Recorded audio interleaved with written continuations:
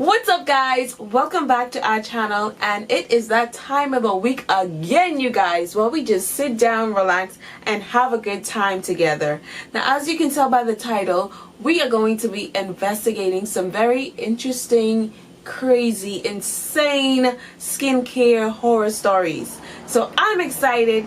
I hope you guys are too. Let's get it. So up first, we have a lady by the name of Patricia giving us her testimony as to what happened when she decided to go to an esthetician for her bachelorette weekend. Let's see what it says. So, I go on a spa day as part of my bachelorette weekend. So, she about to turn up. She's setting the stage the day before or whenever. She want to get lit for her wedding. The day before we are supposed to go, the location where we were going realized they had booked us on a day they recently decided would be a non-working day for the spa. So my friends scrambled to find another place, and we ended up at a good, not so great looking place. My facial starts, and the lady working on me keeps getting products in my eyes. Over and over and over again. At first, I was trying to be polite, be civilized. She ain't trying to be all ratchet and ghetto just yet. Because how much product can get in your eyes when they're closed, right? Okay, I'm interested to see where she's going with this. But it happened so much, and as a contact lens wearer, it stung. She then gave me warm green tea bags to put over my eyes, which were fine until she started pressing on them and tea started getting into my eyes. Okay, it's just tea, right? I also came out looking like a tomato. Wow. Girl, they wasn't no green tea bags. There was something else. They didn't tell you what them things was. Weird, because I'm pretty brown skin. Wow. So in order to turn this luscious brown skin red like a tomato, it's easier for, my white sisters out there. But us, no sis, you have to really be scratching our face off the planet in order to get us to be that red, whoa. And my hyperpigmentation was on a whole new level of angry for weeks after. My esthetician also tried to exfoliate my eyeballs too, what kind of humanity, what kind of people are we raising today? Who exfoliates eyeballs? I understand now we exfoliate faces and legs and heels. You can do all of that, but eyeballs? Wow, Patricia, I feel so sorry for you, girl.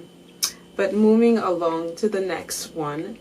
And it's coming in from a lady by the name of Michelle. And she writes, the first esthetician I saw 1 year ago decided to stab a needle into my cystic acne around my mouth and jaw.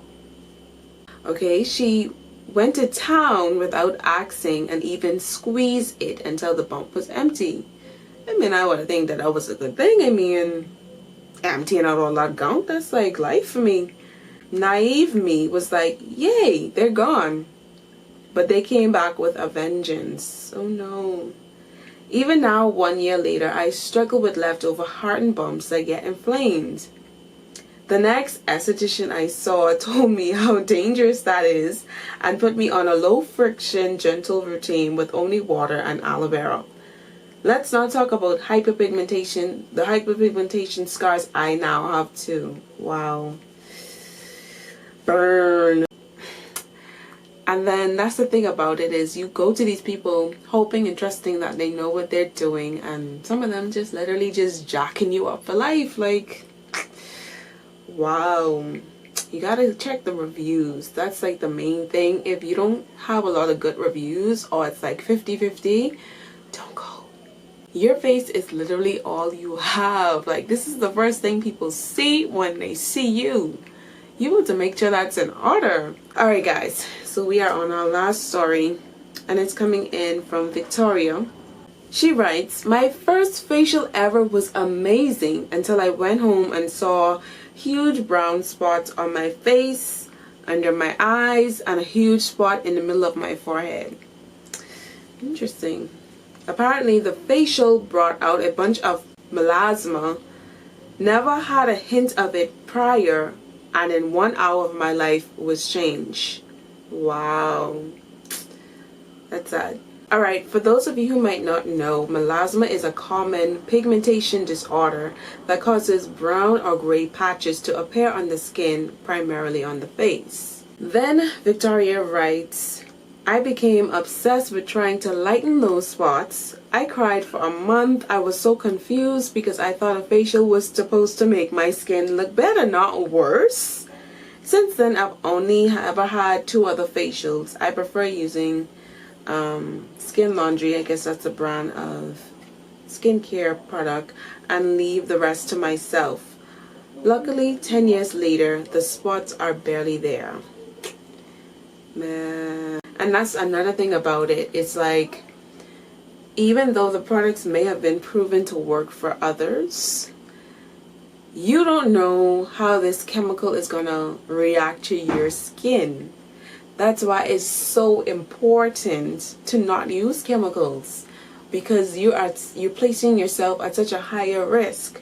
Granted, I know that some person's skin can react to things like baking soda and other natural ingredients, but let's be real, a lot of these chemicals come with a lot of different side effects. Guys, that's the end of our video.